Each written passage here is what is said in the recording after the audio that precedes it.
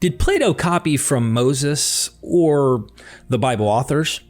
Or did the Bible use Plato in its creation of the stories we find in it? And does it even really matter which one came first and influenced the other? Personally, it wouldn't bother me if Plato used Moses or the Bible. But in this video, I hope to give good evidence that it actually may be the case that the Bible used Plato and other Greek authors rather than what was just always accepted, and that is Plato used Moses. Why does this even matter? Personally, I want to be as factual as possible on historical questions, but let me try to help us understand the reason this really mattered to ancient peoples. In the rise of Jewish and Christian ideas in the Greek and Roman world, there was a competition of ideas, especially philosophical and historical pedigree. To put it simply, if the Jews, meaning Moses, borrowed from the Greeks for his ideas about the one God and the creation of the world, assuming Moses wrote these texts as the ancients like Josephus did, then the Jews, and by default, the Christians, would have necessarily been indebted to the pagans for their ideas.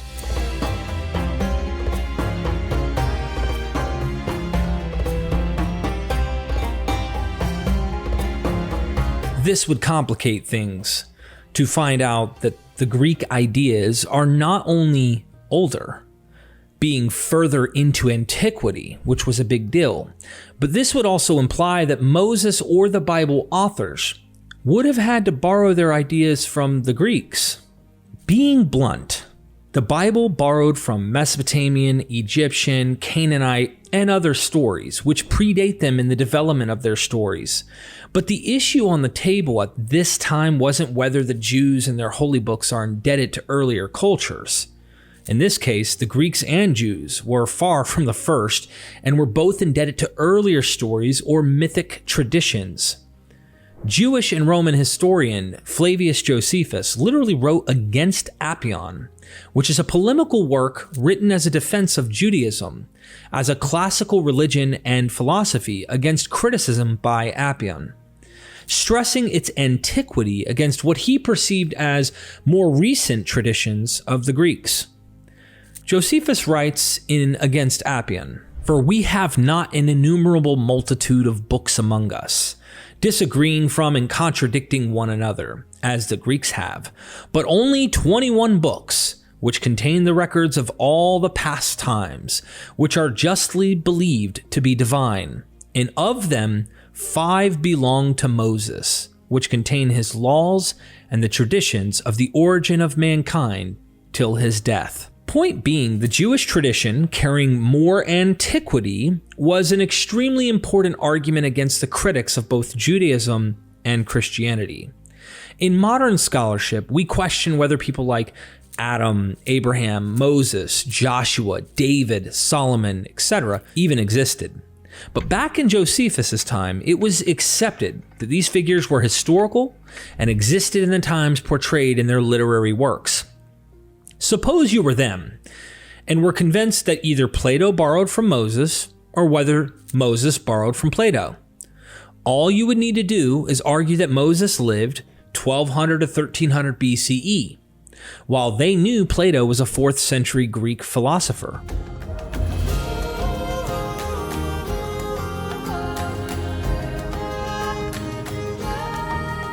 The texts that discuss Moses have the appearance of ancient by placing the guy way back in time.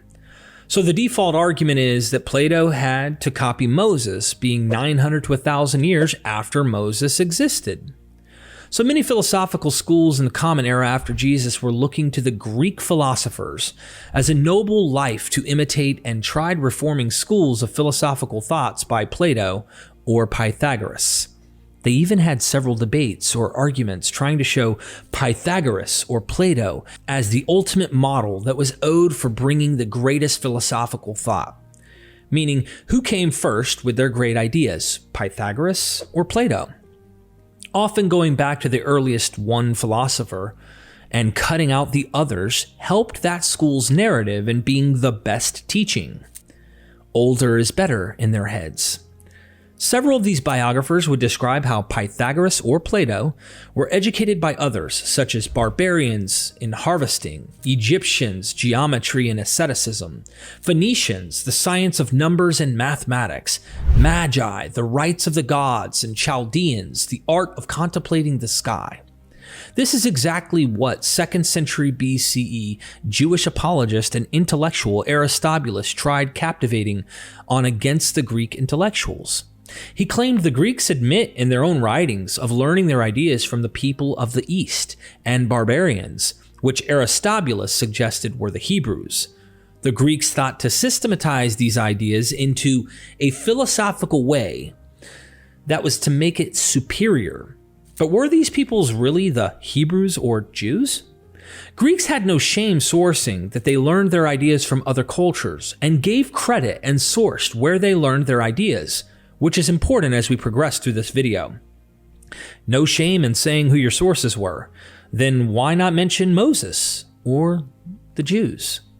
The earliest source of Moses in known written history is from a non-Jewish Greek source by Hecataeus of Abdera, who knew Moses and the founder of the Hebrew nation. In this video, I'm going to propose that the Bible authors copied Plato and other Greek works. Critical scholarship has accepted the idea that Moses didn't write the first 5 books, if he wrote anything found in those books, let alone whether he even existed. In this video, I will highlight several reasons why I think in several places the Bible most likely crafted their narratives using the Greek sources, and why I think the Greek was older and used to craft the biblical narratives. The 2nd century Christian apologist Justin Martyr is known for defending Christianity to the Platonists of his day. In his first apology, he claims that Plato's understanding of the creation of the world depends on Moses, and that you may learn that it was from our teachers, we mean the accounts given through the prophets, that Plato borrowed his statement that God, having altered matter which was shapeless, made the world. Hear the very words spoken through Moses, who as above shown was the first prophet and of greater antiquity than the Greek writers.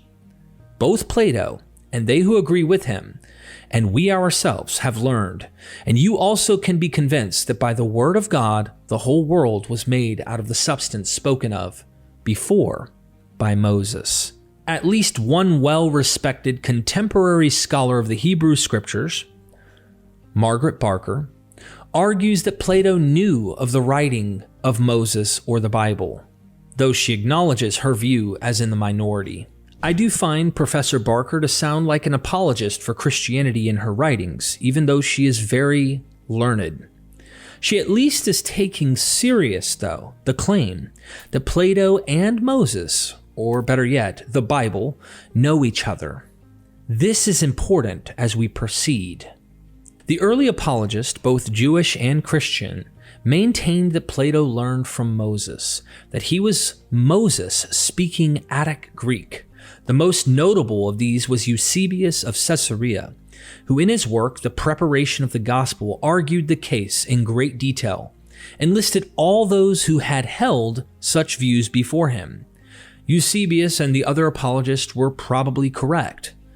My reconstruction suggests that the priest of the first temple knew an invisible heavenly world on which the tabernacle or temple had been modeled, that they spoke of forms, the form of a man and the form of a throne, that they described the heavens as an embroidered curtain, that they knew the distinction between time outside the veil and eternity within it. They knew that time was the moving image of eternity. They knew of angels, the sons of God, begotten on day one, as Job suggests. They concerned themselves with the mathematics of the creation, the weights and the measures. They believed that the creation was bonded together by a great oath or covenant.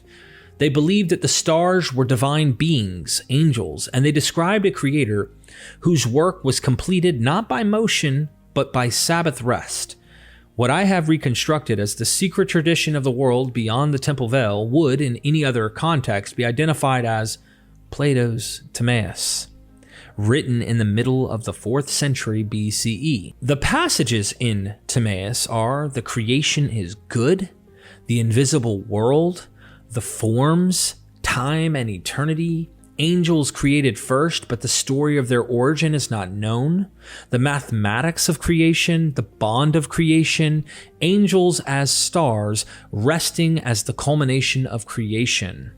Elsewhere, Margaret Barker notes that scholars have admitted to being puzzled about the origin of Plato's account of creation. Plato introduced for the first time in Greek philosophy the scheme of creation by a divine creator, according to which the world is like a work of art designed with a purpose. She also points out that the pre-Christian Jewish writers made the same claim as Justin. Aristobulus, for example, a Jewish scholar in Egypt in the mid-2nd century BCE, said that Pythagoras, Socrates, and Plato had followed Moses when they were contemplating the arrangement of the universe so accurately made and indissolubly combined by God. Relevant also to understanding the foundational project of early Christian philosophers is the Hellenistic Neo-Pythagorean philosopher Numenius of Apamea, 2nd century AD. With his work on the good, only fragments extant. For what is Plato than Moses Atticizing, end quote. This is disputed by scholars, but if Numenius wrote this, it really goes to show his interest in making Pythagoras shine, and Plato subordinate to both Moses and Pythagoras.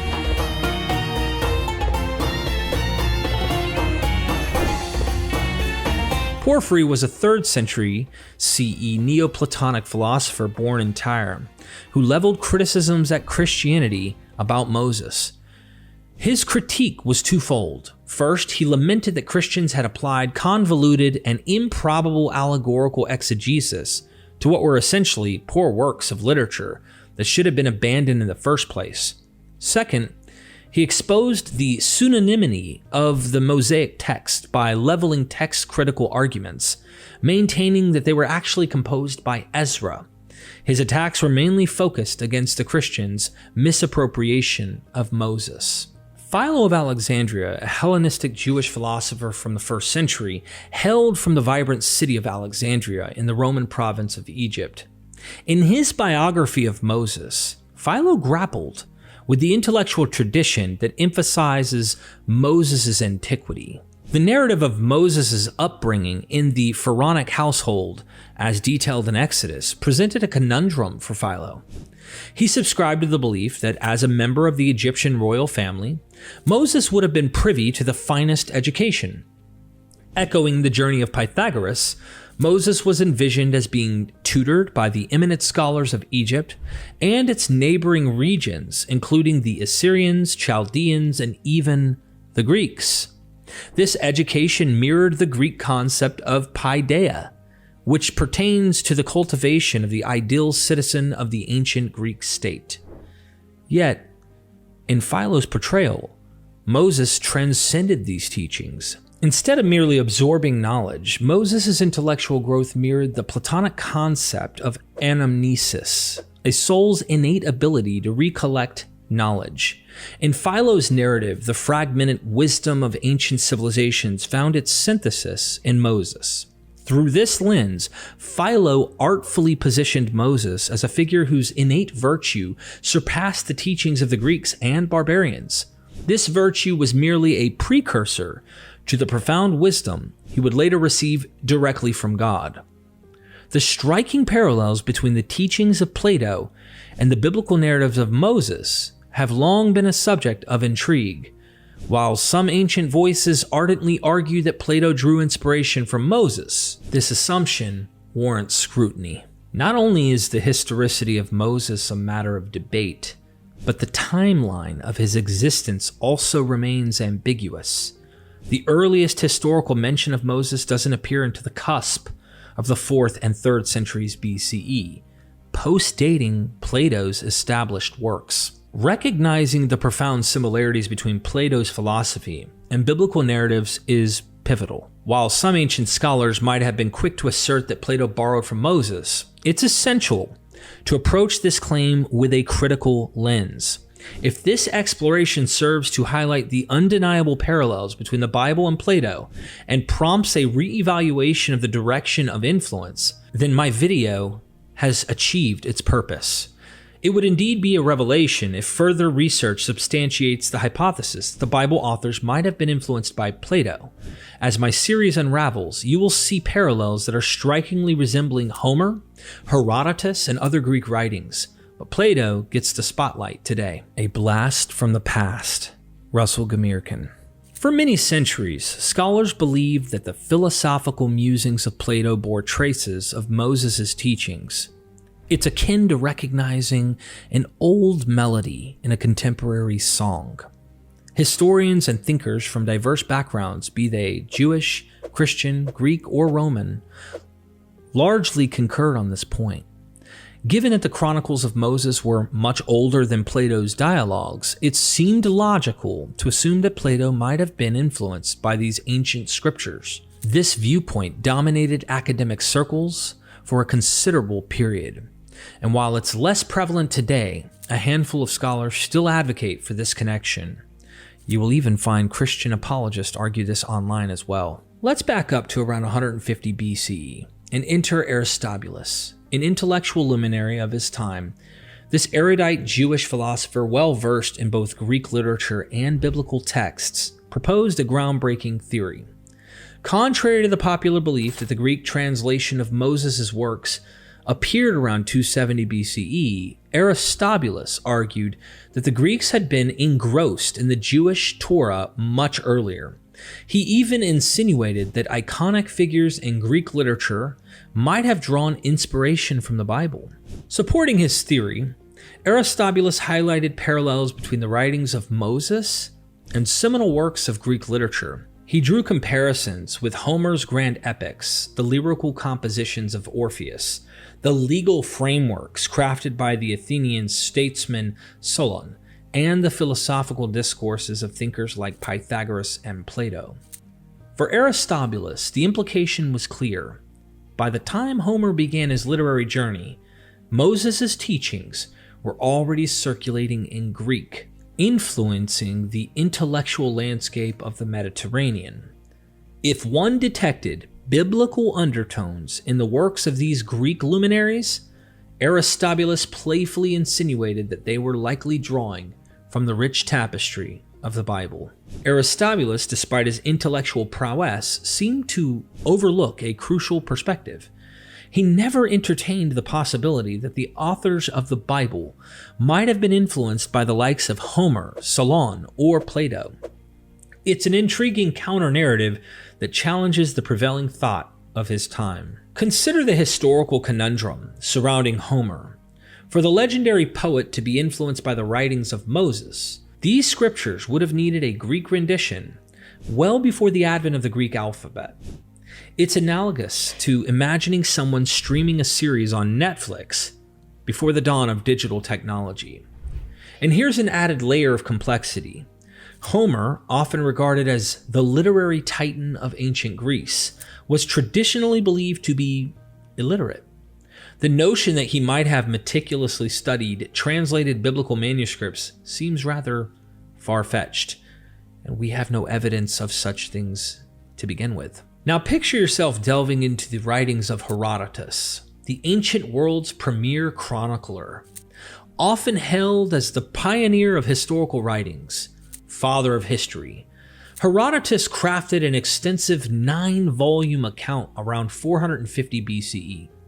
This magnum opus wasn't merely a diary, it was an encyclopedic exploration of the diverse civilizations dotting the Mediterranean landscape.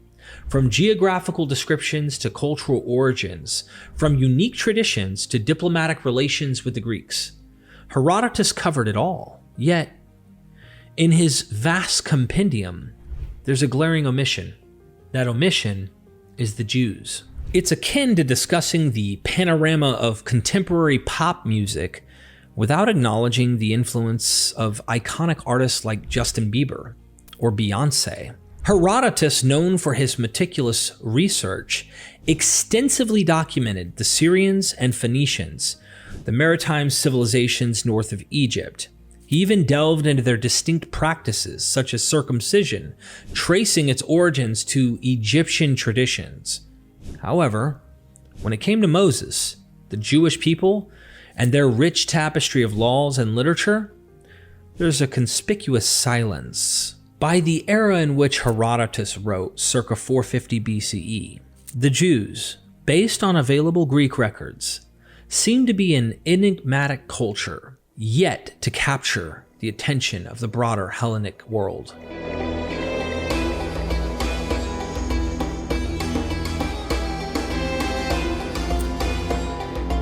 Imagine attending a symposium with Plato, the eminent philosopher of ancient Greece. He's the sort who effortlessly weaves references from various cultures into his conversations, showcasing his encyclopedic knowledge of global legal systems. In his seminal work, Plato's Laws, he delves deep into the jurisprudence of Athens, Sparta, Crete, even claims familiarity with Egyptian legal traditions. He frequently alludes to the divine origins of these laws, emphasizing their sacred nature and the reverence with which these societies upheld them for generations. If Plato thought Moses, or biblical literature and laws worthy of adapting, he would have made mention of it in his works. Yet, a perplexing omission stands out. If Plato's laws drew inspiration from the ancient edicts of Moses, why is there no acknowledgement of this influence? Think of a sports fan discussing legendary athletes, but leaving out the achievements of Olympic gold medalists. The most plausible explanation: during Plato's era, the Greeks might have been largely unaware of the Jewish cultural heritage. The Jewish traditions, it seems, were an undiscovered treasure, eluding the discerning eye of Greek scholars. Now envision a scene at a historical trivia event where the theme is luminaries of the ancient world. Names like Herodotus, Plato, and Aristotle would undoubtedly be the talk of the evening. However, a puzzling conundrum arises. Why did these intellectual giants, with their expansive writings, seemingly overlook the Jews and Moses? I mean, they don't even mention them at all. Herodotus, often celebrated as the pioneering historian, chronicled the vast expanse of the known Greek world but left out any mention of the Jews. Plato, despite his philosophical musings that resonate with Jewish thought, never alluded to any biblical influence. And Aristotle, with his unparalleled collection of legal texts, seemingly lacked any reference to Moses or his commandments. It's as if one curated a playlist of timeless classics but omitted iconic bands like the Beatles. The enigma deepens when we consider that based on extant records, the Greeks' first awareness of the Jews might have only emerged during the time of Alexander the Great, adding another layer of intrigue. Even certain Jewish communities closely connected to the spiritual epicenter in Jerusalem were seemingly unfamiliar with Moses and his commandments until a similar period. This assertion finds support in the ancient documents preserved at Elephantine. This curious oversight remains one of the most captivating riddles in the annals of history. The Elephantine papyri, older than any existing copies of the Hebrew Bible, offer scholars a unique window into Jewish practices in Egypt around the 5th century BCE. These documents reveal a community that practiced a form of polytheistic Judaism, likely established by Judean and Samaritan refugees escaping Assyrian and Babylonian invasions in the mid-6th or mid-7th centuries BCE. Interestingly, these texts seem to lack any reference to a written Torah or the stories within it, including those of Moses and Joshua. Another intriguing discovery from these papyri is the evidence of a Jewish temple in Elephantine, active until at least 411 BCE. This temple, which conducted incense and animal sacrifices, directly contradicts the Deuteronomic law that forbids any Jewish temple outside of Jerusalem. Yet, these Elephantine Jews corresponded with the high priests in Jerusalem, seeking financial support to rebuild their temple. This suggests that the Jerusalem temple authorities might not have been strictly adhering to the Deuteronomic law. if they even knew of it.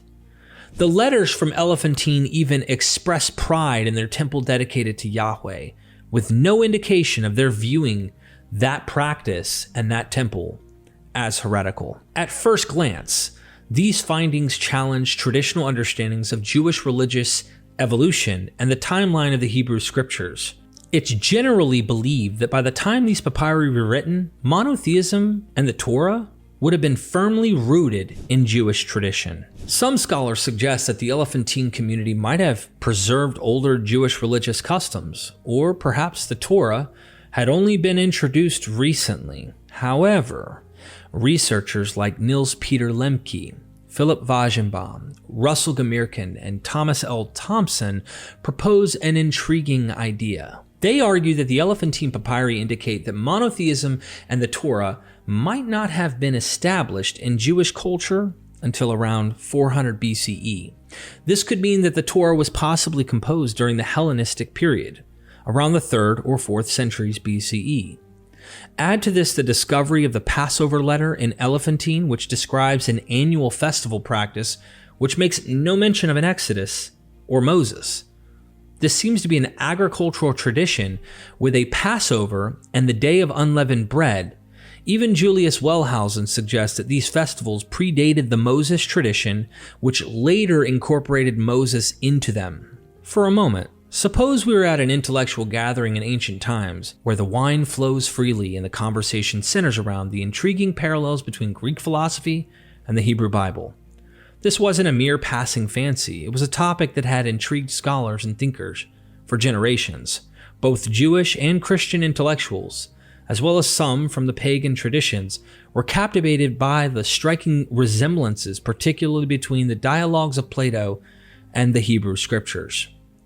In such a gathering, you likely hear mentions of Aristobulus, circa 150 BCE, a pioneering Jewish thinker who first drew attention to these parallels, Philo of Alexandria, 20 BCE to 50 CE, around the time of Jesus and Paul, and Flavius Josephus, 37 CE to 100 CE or so, renowned Jewish scholars who explored this theme in depth. Christian luminaries such as Justin Martyr, circa 150 AD, Clement of Alexandria, 150 to 215 AD, Eusebius of Caesarea, 263 to 339 AD, and Augustine, 354 to 430 AD, who all contributed their insights. Even philosophers outside the Judeo-Christian fold, like Numenius of Apamea from the 2nd century CE, found the topic too compelling to ignore. The prevailing sentiment, most scholars well versed in both Plato and Moses' writings, were convinced of a direct connection. Their reasoning was straightforward. The Hebrew scriptures claimed antiquity surpassing that of Greek literature. Thus, any similarities were attributed to the Greeks, Plato included, drawing from the ancient Jewish texts. However, as with all great mysteries, a twist emerged. Recent scholarly discourse has begun to challenge this long-held belief. The question is, what if the influence was the other way around? What if the Hebrew Bible was in fact inspired by Plato and other Greek luminaries? This radical perspective has sent ripples through the world of biblical scholarship, suggesting that perhaps the Greeks were the original thinkers, as the Hebrew scribes were the ones influenced. Rewinding to the Hellenistic and Roman periods, the prevailing sentiment was akin to believing that a cherished family recipe was the original, and all others were mere imitations. The majority of Jewish, Christian, and even some pagan writers were of the conviction that Jewish literature was the archetype predating its Greek counterparts. Hence, any semblance between the two was attributed to Greek borrowings from Jewish sources. This investigative zeal persisted through the ages. From the 1600s to the 1800s, scholars and researchers embarked on quests to identify instances where Greek literature seemed to echo biblical narratives. Even as the winds of modern biblical criticism began to blow in the 19th century, challenging many entrenched beliefs, this particular notion remained unshaken. The dominant narrative persisted. The Jewish scriptures were the original and Greek literature a derivative. Consider this intriguing historical puzzle. Scholars widely recognize that the story of Noah in Genesis, particularly the part where he releases 3 birds to find dry land, bears a striking resemblance to the Epic of Gilgamesh's 11th tablet. Yet, does the Bible acknowledge this apparent inspiration? Not at all. It was only through meticulous research and analysis that these parallels were identified. When translations of these ancient Mesopotamian tablets became possible thanks to tools like the Rosetta Stone, many who revered the Bible initially argued that these older tablets must have borrowed from the biblical texts. Sounds absurd. It's natural to resist new ideas that challenge long-held beliefs. Scholars now, on consensus, think that the Bible is influenced by the Mesopotamians. So here's a thought to ponder. If there's a connection between Plato's writings and the Bible, which is more probable? Did the Bible draw from Plato without giving credit, as you've seen with the Mesopotamian? Or did Plato borrow from what was believed to be Moses' writings without acknowledging that he did so? Interestingly, Plato was known to cite his sources openly. So would he suddenly choose to omit a reference to Moses? On the other hand, biblical authors often didn't specify where they sourced their myths, philosophies, or laws.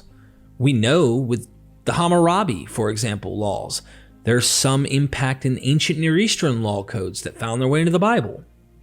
Where did they get these? Directly from God. Russell Gamirkin has written several works, and one worthy of investigation on this subject is called Plato and the Creation of the Hebrew Bible. His book journeys deep into why the biblical authors modeled their stuff after Greek, Athenian laws, and various other codes. You really should give it a read. But to sum up some of his arguments, and I want to give you something to stand on, let me give you an idea of some of the things he says. The intricate parallels between the biblical accounts of Moses and Joshua and Greek political and legal structures suggest a deliberate borrowing from Greek traditions. Notably, several features of the biblical narrative echo Athenian legal practices. These include the tribal systems, the military leadership structure, the dual function of tribes, kinship roles in legal matters, the broad definition of the household, similar judicial processes, and a unique form of elective kingship. While direct interactions between Athens and Judea before the Hellenistic period are scarce, the similarities hint at the biblical author's exposure to Greek political literature during the Hellenistic era. This is further supported by elements in Mosaic writings that seem inspired by Plato's dialogues. For instance, the biblical 12-tribe system and certain legal practices resonate more with Plato's laws or Hecataeus of Abdera's Egyptica than with historical Athenian reforms. The Levitical expertise on sacred law in the Bible mirrors the exegetes from Plato's laws, an Athenian religious group. Additionally, the high priest's civic powers in the biblical account and the king's oversight by priestly Levites seem to draw inspiration from Plato's depiction of governance in his laws. The Pentateuch, the first 5 books of the Hebrew Bible, showcases legal structures that seem strikingly different from those of the ancient Near East. Indeed, they resonate more with the Greek democratic and egalitarian values introduced during the Hellenistic era. These laws evoke a society where land is equally divided among citizens, where a single law governs all, and where the justice system is in the hands of the people, not a monarch. Several legal genres in the Bible, such as constitutional and military law, are prevalent in the Greek world, but absent in the ancient Near East. Furthermore, many specific biblical laws echo Greek traditions, from the mythological concept of spilled blood seeking vengeance, like we see with Cain and Abel, for example, to the legal management of inheritances. Interestingly, some biblical laws are not just reminiscent of broader Greek traditions, but seem to be directly influenced by Athenian practices. Examples include laws related to homicide, the legal role of close kinsmen in inheritance and marriage, the laws against interest loans, and permanent debt slavery. Many of these Athenian-inspired laws also appear in Plato's Laws, suggesting that Jewish scholars had access to this work. Plato's Laws is the only ancient Greek text that systematically details the creation of a constitution and law code. Several laws in the Pentateuch, such as the distinction between premeditated and unpremeditated murder, seem to be directly borrowed from Plato's work. Other laws in the Pentateuch, from those against magic to those on gleaning, further indicate a literary dependence on Plato's laws. In summary, while the Pentateuch contains laws that diverge from the norms of ancient Near East, they align closely with Greek and particularly Athenian legal traditions. This suggests that the biblical authors were not only familiar with, but also influenced by Greek legal writings, especially Plato's laws. It won't do it justice in this video for me to tell you this, but if you go and read Russell Gamirkin's work, these books, and others who are in the same category and vein of minimalist and Greek influence on the Bible, these kind of scholars, you will see what I'm saying, and I'm not just telling you a bunch of nonsense. This is why ancients believed Plato copied Moses. The antiquity argument kept them captivated, and they couldn't get past this, but there was so much in common, law code-wise and other reasons, for them to see someone is copying someone. Someone knows someone. And I hope that you can go and read his work to find out further on why that's the case. Parallelomania. Interesting cases of apparent parallels. Philip Wagenbaum. Half the battle is won in showing that there is some literary dependence between the stories of the Greeks and the Bible, which would entail Jews and Samaritans. We won't expect the biblical authors to credit their sources for literary inspiration, as has been seen with the Gilgamesh epic.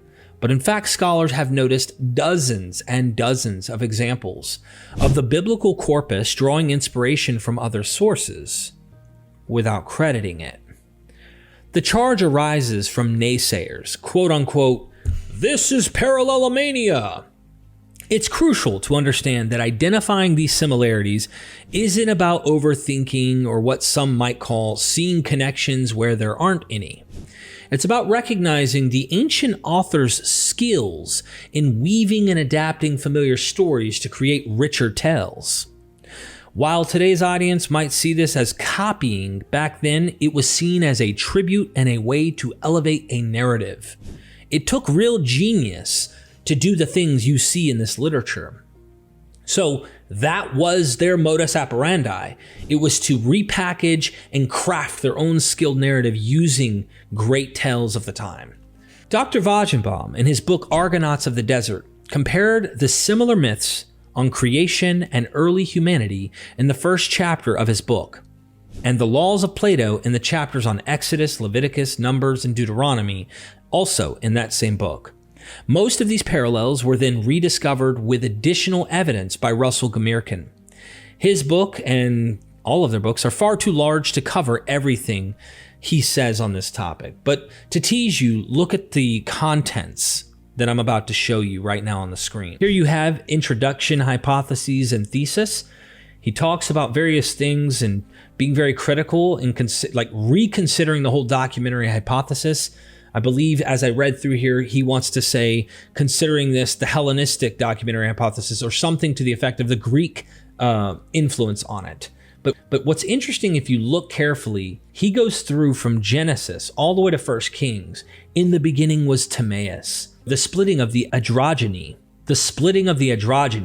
the Golden Age, Eve, Pandora, the first murder and the demigods, Cain and Alcmaeon, the flood, the castration of Ouranos, the drunkenness of Noah, the Table of Nations, Tower of Babel, Abraham, and he goes into various Greek connections to these figures. And I'm reading these and I'm seeing what he's saying and how it makes really a ton of sense. Somebody's talking to somebody here. He goes through Jacob, goes all the way to the Exodus, the Pharaoh, Moses, all of these with its Greek connections. Goes into the quarrel of the Elephantine, talking about what we discussed a little earlier, but I'm sure he goes into other details. Leviticus, talking about laws here. Going into Numbers, going into Deuteronomy, Joshua, Judges, Samuel. And there's so much here that has very similar narratives in the Greek world. And I really just hope that people will go and read his book, Argonauts of the Desert, so they can actually go, this should tease you here with the contents. My reading of it, I feel that the honest seeker will at least walk away from this book agreeing that these comparisons are too vast to ignore. Someone is copying someone without a doubt. His book's premise is that Genesis through Kings is a sort of Platonic epic, written as a cohesive story. Whether all of his parallels are in fact there, it's like what Dennis MacDonald said, when the camel's head is peeking under the tent, and you can see enough mimesis on the New Testament authors to Homeric reflections, if you will, and also maybe even the Aeneid, other writings. You can't help but realize it's happening, so you're looking for it in other places. This book is another place I would go to for the Hebrew Bible and looking at these narratives. How are these structured?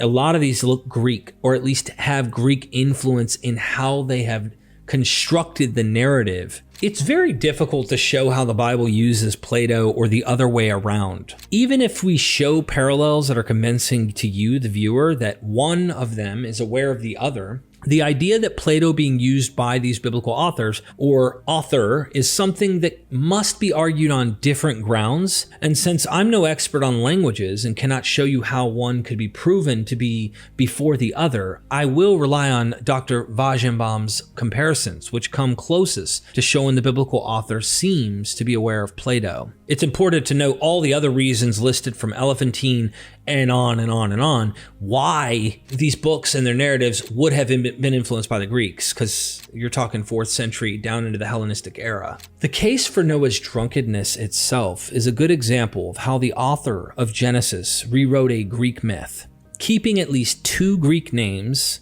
Iapet, Japheth, and Ion, Yavan. His understanding is that Ham, seeing Noah naked, might be a sort of euphemism for the castration of Noah, as is known in rabbinic sources. What is more is that Plato meant to censor that story from Hesiod about Kronos castrating Uranos. So there's a chance that the author of Genesis rewrote Greek myths, specifically according to Plato's advice on poetry in the Republic. This is why when people read about the nakedness of Noah, they're confused. What actually happened? There's a censorship here, not actually telling you what really took place, even though it seems to be sexual and dealing with body parts we can't talk about here on YouTube. The Bible, particularly the Old Testament, is replete with prophecies and verses that have been interpreted in various ways over the centuries. 2 such verses, often cited in discussions about the Greek influence in the Near East, are found in Genesis 9:27 and Numbers 24:24. The verse made Japheth dwell in the tents of Shem from Genesis 9:27 has been seen by some scholars as a foreshadowing of the Greek expansion into the Near East. Here, Japheth, one of Noah's sons, is often associated with the Greeks, while Shem is linked to the Semitic peoples of the Near East. The idea is that this verse predicts the Greeks, Japheth, settling or establishing dominance in the territories of the Semitic peoples, Shem. Similarly, Numbers 24:24 speaks of a fleet coming from Kittim, subjugating Eber and Assur. This has been interpreted as a reference to Alexander the Great's conquest. While Alexander primarily advanced through the land, he did face significant resistance during the siege of Tyre, a prominent Phoenician city. To overcome this, he sought naval reinforcements from Cyprus, historically associated with Kittim, or Kidian, its ancient capital. Thus, the fleet from Kittim can be seen as a symbolic representation of these reinforcements. These interpretations suggest that the Pentateuch, or at least parts of it, might have been redacted or edited during the Hellenistic era, post the conquest of Alexander the Great. The mention of Kittim, which is historically linked to Cyprus, further strengthens this argument. Another argument is, in the biblical account of 1 Kings 22:1-23, we find King Ahab of Israel gearing up for a battle against Aram. Before making any moves, he forms an alliance with Jehoshaphat, the king of Judah. As was customary, they sought guidance from the prophets of Israel. These prophets almost in unison predicted a triumphant victory over Aram. However, Jehoshaphat perhaps seeking a second opinion, insisted on hearing from the prophet Micah. Micah's vision was starkly different. He described a celestial scene where he witnessed the heavenly hosts gathered around the divine figure Yahweh. In this vision, Yahweh permitted a deceptive spirit to influence the other prophets, making them prophesy a victory for Ahab. The twist? This was a ruse, and Ahab was destined to fall in the ensuing battle. Intriguingly, this narrative bears a striking resemblance to the earlier chapters of the ancient Greek epic, the Iliad. But Jehoshaphat said, "Is there no other prophet of the Lord here of whom we may inquire?" The king of Israel said to Jehoshaphat, "There is still one other by whom we may inquire of the Lord, Micah, son of Imlah. But I hate him, for he never prophesies anything favorable about me, but only disaster." 1 Kings 22, 7-8. With these words, he sat down, and Agamemnon rose in anger. His heart was black with rage. His eyes flashed fire as he scowled on Calchas and said, "Seer of evil, you never yet prophesied smooth things concerning me, but have ever loved to foretell that which was evil. You have brought me neither comfort nor performance, and now you come seeing among Danaans and saying that Apollo has plagued us because I would not take a ransom for this girl, the daughter of Croesus?" Iliad 1, 100-110. Then Micah said, "Therefore hear the word of the Lord. I saw the Lord sitting on his throne, with all the host of heaven standing beside him to the right and to the left of him. And the Lord said, Who will entice Ahab, so that he may go up and fall at Ramoth Gilead?" Then one said one thing, and another said another, until a spirit came forward and stood before the Lord, saying, "I will entice him." "How?" the Lord asks him. He replied, "I will go out and be a lying spirit in the mouth of all his prophets." Then the Lord said, "You are to entice him, and you shall succeed. Go out and do it."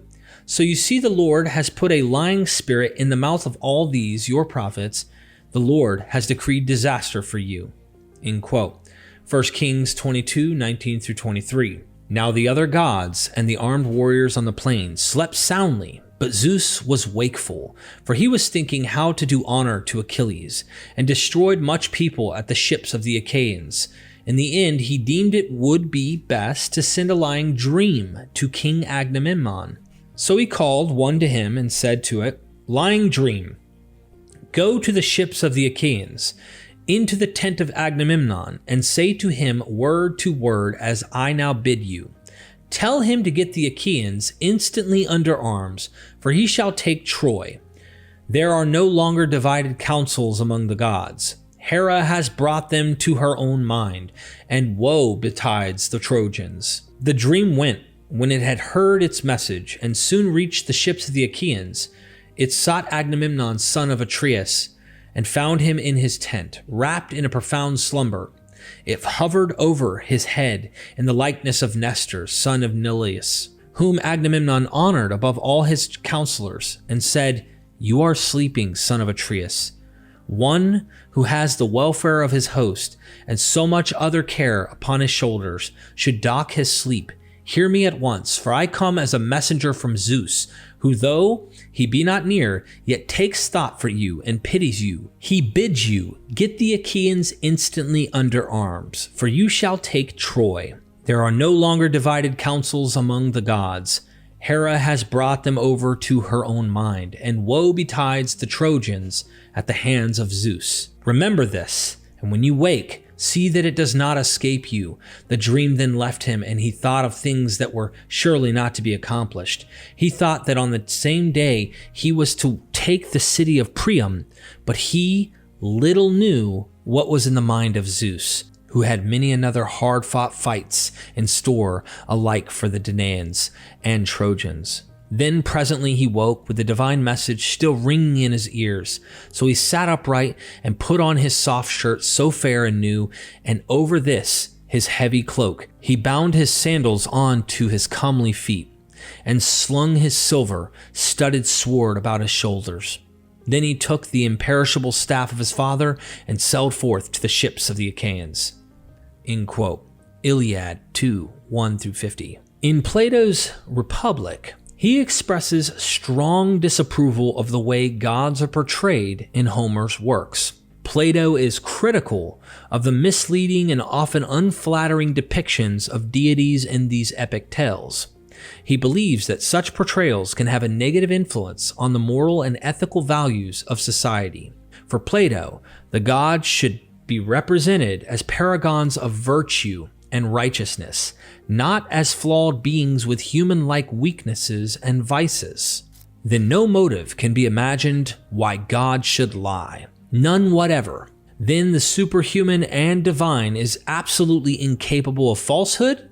They ask. Yes. Then is God perfectly simple and true both in word and deed? He changes not, he deceives not, either by sign or word, by dream or waking vision? Your thoughts, he said, are the reaction of my own. You agree with me then. I said that this is the second type or form in which we should write and speak about divine things. The gods are not magicians who transform themselves, neither do they deceive mankind in any way. I grant that. Then, although we are admirers of Homer, we do not admire the lying dream which Zeus sends to Agamemnon. Plato, Republic, 382, 83b. The parallels between the biblical narrative and Greek mythology are striking and deeply significant. The story in Genesis through Kings can be seen as a reimagining of Greek myths, but through a lens influenced by Plato's philosophy. The episode in 1 Kings 22, where a deceptive spirit is sent to Ahab, mirrors the Iliad's account of a misleading dream sent to Agamemnon. However, there's a twist in the biblical tale. Micah, a true prophet of God, exposes the divine intention behind the deception. While Agamemnon was left to his fate by Zeus, Ahab is given a chance by God, highlighting the different moral landscape of the two narratives. A notable similarity is Ahab's disdain for Micah, as he always prophesies unfavorable outcomes. This mirrors the relationship between Agamemnon and the seer Calchas in the Iliad. Agamemnon expresses frustration with Calchas for always delivering bad news, a sentiment echoed almost verbatim by Ahab in the biblical account. This fingerprint suggests a deliberate thematic borrowing by the biblical writer. The choice of this particular Iliadic episode is intriguing, especially given Plato's criticism of it. The biblical writer seems to be not just borrowing from the Iliad, but also correcting it in line with Plato's principles from the Republic. Furthermore, the manner of Ahab's death has echoes of Agamemnon's fate. Agamemnon, injured in battle and dragged behind his chariot, finds a parallel in Ahab's demise, further cementing the connection between the two narratives. But a certain man drew his bow and unknowingly struck the king of Israel between the scale armor and the breastplate. So he said to the driver of his chariot, "Turn around and carry me out of the battle, for I am wounded." The battle grew hot that day, and the king was propped up in his chariot, facing the Arameans, until at evening he died. The blood from the wound had fallen into the bottom of the chariot. Then at sunset, a shout went through the army, every man to his city and every man to his country. 1 Kings 22, 34-36. Eileithyia, goddess of childbirth, daughters of Hera, and dispensers of cruel pain, send upon a woman when she is in labor. Even so sharp were the pangs of the son of Atreus. He sprang on to his chariot and bade his charioteer drive to the ships, for he was in great agony. With a loud, clear voice he shouted to the Danaans, "My friends, princes, and counselors of the Argives, defend the ship yourselves, for Zeus has not suffered me to fight the whole day through against the Trojans." With this, the charioteer turned his horses toward the ships. They flew forward, nothing loth. Their chests were white with foam and their bellies with dust as they drew the wounded king out of the battle. Iliad 11, 270-80. Dr. Weizenbaum's perspective offers a fascinating lens through which to view the biblical narrative. The idea that biblical Israel mirrors Plato's ideal state from the laws is a compelling one. Plato's vision of an ideal state is a utopia governed by reason, justice, and harmony. In contrast, the biblical account in Judges, Samuel, and Kings paints a picture of Israel's gradual decline from its utopian beginnings. The decision to appoint a king rather than adhering to the divinely ordained tribal system marks the beginning of this decline. The trajectory of Israel's kings is reminiscent of Plato's depiction of the degeneration of rulers in his works. Just as Plato outlines the descendant from philosopher kings to tyrants in his Republic, the biblical narrative charts the transformation of Israel's kings from divinely chosen leaders to tyrants who lead their people astray. The repeated failures of the kings, their frequent turn to idolatry, and the eventual downfall of both the northern kingdom of Israel and the southern kingdom of Judah can be seen as a reflection of the decline of Plato's ideal state. Furthermore, the parallel drawn between this narrative and Plato's myth of Atlantis is intriguing. In the Critias, Atlantis is portrayed as a powerful and advanced civilization that eventually falls out of favor with the gods due to its hubris and moral decay.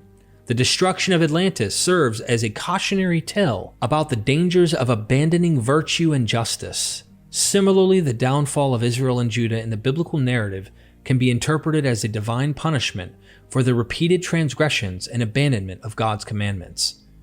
In essence, the biblical narrative might be seen as a reimagining of Platonic themes, where the ideals of a just and harmonious society are set against the backdrop of human frailty and moral decline. The story of Israel's rise and fall serves as a poignant reminder of the challenges inherent in upholding a divinely inspired vision of society in the face of human imperfections. The parallels between the biblical narratives and Plato's dialogues, as highlighted in the mentioned framework, suggest a profound interplay of ideas and motifs. Let's delve deeper into these connections. Creation myths in Genesis and Platonic dialogues. The biblical account of creation in Genesis, where the world is formed out of chaos, bears resemblance to Plato's Timaeus. In Timaeus, the universe is crafted by a divine craftsman using eternal forms and the chaotic receptacle. The idea of love and desire as primal forces in Symposium can also be juxtaposed with the divine love that brings forth creation in Genesis. The flood and patriarchal era.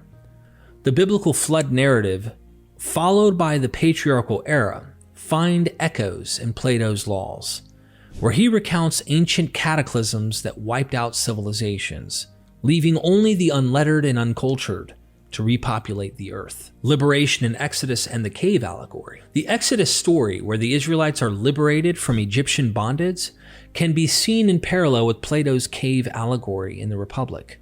Just as the prisoners in the cave move from darkness to light, the Israelites move from slavery to freedom, not to mention the flames-producing shadows in Plato's cave and the burning bush in Exodus. Acceptance of the laws. The ceremony where Moses presents the laws to the Israelites in Exodus 24 is reminiscent of a similar passage in Plato's Critias, emphasizing the sacredness and divine origin of laws. Laws in the Pentateuch and Plato's laws. Several laws and moral codes in the Pentateuch have parallels with the legal and ethical prescriptions in Plato's laws. Both sets of laws aim to create a just and harmonious society. We will cover these laws in depth in future episodes at some point. Conquest and division in Joshua. The biblical account of the Israelites conquering Canaan and dividing it by lot mirrors the ideal states established in Plato's laws. Both narratives emphasize order, divine guidance, and the importance of land distribution for societal harmony. Downfall from judges to kings and the Atlantis myth. The gradual moral and societal decline depicted from the Book of Judges to Kings can be likened to the story of Atlantis in Plato's dialogues. Atlantis, once a paragon of civilization, falls into a decadence and is eventually punished by the gods. Similarly, Israel, initially established under divine guidance, deteriorates over time, leading to divine retribution. In essence, the biblical narrative, when viewed through this Platonic lens, appears to be a tapestry woven with threads of Platonic philosophy, ethics, and metaphysics. This intertextual reading enriches our understanding of both the Bible and Plato's works, highlighting the universality of certain themes and ideas across different cultures and times. Dr. Wagenbaum's hypothesis is indeed intriguing. suggesting that Plato's political writings serve as a foundational structure upon which major Greek myths, epics, and even the histories of Herodotus were constructed. This perspective posits that these narratives were not just isolated tales, but were interwoven with Platonic philosophy, thereby offering a cohesive model for understanding the narrative from Genesis to Kings. Let's break down the implications and challenges of this hypothesis. Accumulation of parallels. One of the primary supports for this theory is the accumulation of parallels between Platonic writings and these narratives. While individual parallels might be dismissed as coincidental, the sheer number and consistency of these parallels make a compelling case for a deliberate intertextual relationship, consistent interpretive model. If we accept the premise that Genesis through Kings is a sort of Platonic epic, it offers a unified interpretive model. This means that the biblical narratives can be read not just as historical or religious text, but also as philosophical treatises, echoing Platonic ideals. Challenges in establishing direct influence. One of the main challenges in this hypothesis is establishing a direct line of influence. While parallels exist, proving that the biblical authors had direct access to and were influenced by Platonic writings is challenging. The historical timelines, cultural contexts, and transmission methods all need to be considered. Interpreting the purpose. If the biblical narratives were indeed influenced by Platonic thought, what was the purpose? Was it to align the Hebrew gods' teachings with the philosophical ideals of the time? Or was it an attempt to provide a counter-narrative to the dominant Greek philosophical discourse? Potential criticisms. Such a hypothesis is bound to face criticisms. Traditionalists might argue that the biblical texts were divinely inspired and not influenced by human philosophical thought. Others might point out that similarities in themes could be due to the universality of certain ideas rather than direct borrowing. While Dr. Weizenbaum's theory offers a fresh lens to view biblical and Greek narratives, it requires a careful examination of the evidence and an open-minded approach to ancient texts' interpretation. The idea that Genesis through Kings can be seen as a Platonic epic is a testament to the richness and depth of these ancient narratives, which continue to inspire scholarly debate and interpretation. Another one to cover in Plato's Symposium. There's a captivating tale about the birth of love, known as Eros. The story goes that during a divine banquet, Poros, symbolizing abundance, overindulged in nectar and drifted into a slumber in a garden. Penia, representing poverty, arrived at this feast primarily in search of sustenance. Seizing an opportunity, she decided to conceive a child with the inebriated Poros. From this union, Eros, or love, was born. Intriguingly, Eros embodies both affluence and need, reflecting the natures of his parents. This narrative bears a striking resemblance to the biblical account in Ruth 3. Here, Ruth, a destitute woman, patiently waits for the wealthy Boaz to fall into a drunken sleep after a celebration. She then discreetly positions herself at his feet. Upon waking, Boaz is met with Ruth's proposal of marriage. Given his familial ties to her late husband, this union would later lead to them becoming the great-grandparents of King David, whose name fittingly translates to beloved, much like Eros signifies love. The underlying theme in both tales is evident. A woman in a disadvantaged position seeks a union with a more affluent male figure. While Plato's version serves as a divine allegory, the Book of Ruth offers a more humanized rendition, chronicling the lineage of David. It's essential to note that drawing such parallels isn't an exercise in over-analysis, often dubbed parallelomania. Instead, it's a testament to the ancient author's penchant for embedding and reimagining existing narratives to enrich their compositions. Modern readers might misconstrue this as plagiarism, but ancient writers viewed it as a form of homage and enhancement. To clarify, this isn't an attempt to undermine the Bible's significance. Instead, it's an acknowledgement of its literary brilliance, placing it on par with the masterpieces of Greek and Roman antiquity. Who's guilty, Plato or the Bible? Moses. The verdict. It is with soberness that I confess this puzzle to be ultimately subjective in conclusion.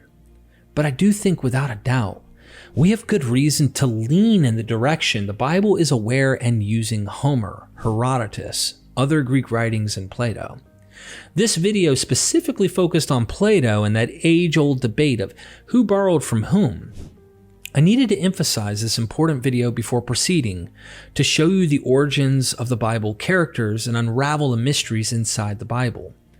Those who are interested in these historical questions will understand why this video is necessary in the unfolding series of videos, which will expose you to ideas not found everywhere. The odds that this small group of people in the region of Canaan made such an impression on Plato, who was transparent on where he received his ideas without shame, but saw bragging about his learnings as something to boast about and never mentioned Moses, impacted him and not the other way around, seems a bit far-fetched to me.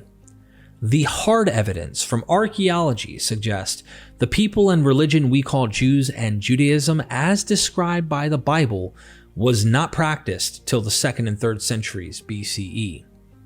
The Elephantine papyri show no awareness to the greatest lawgiver in the Bible, Moses? They show much more than the absence of Moses, but how Jerusalem gave a nod and support in the 5th to 4th centuries BCE to a temple other than Jerusalem in Elephantine Egypt, worshipping Yah, and these people were polytheistic. You see, something just doesn't add up for the position Plato used Moses. What do you think about what was presented today? Will you let us know in the comments? Please like and subscribe to the channel so you get notified of the continuous series diving deep into biblical origins and other videos we produce.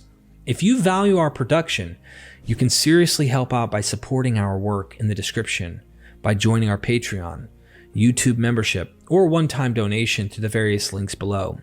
Stay tuned for the next Brainbuster, and never forget, we are mythVision.